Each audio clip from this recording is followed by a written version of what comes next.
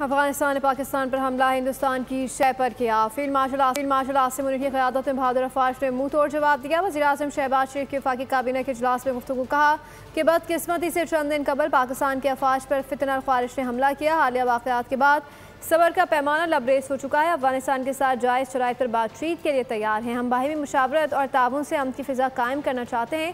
قطر نے جنگ بندی کے لیے کردار ادا کیا ہے۔ مکمل طور پر ہندوستان کی شے کے جس وقت یہ حملہ ہو رہا تھا پاکستان کے اوپر، تو ان کے جو وزیر خارجہ متقی وہ دہلی میں تھے، جو ہمارے سپہ سالار ہیں فیلڈ مارشل سعید عاصم منیر، ان کی لیڈرشپ میں یہ ہم نے ان کو منہ توڑ جواب دیا۔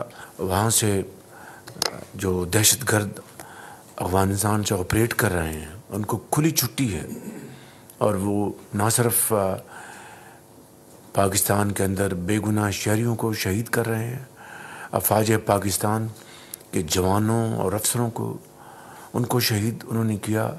ہمیں پر مجبوراً یہ جواب اور بھرپور افواج پاکستان کو جواب دینا پڑا جو ہم نے دیا ہے۔ جو حالیہ واقعات ہوئے ہیں اس سے یقیناً صبر کا پیمانہ لبریز ہو گیا۔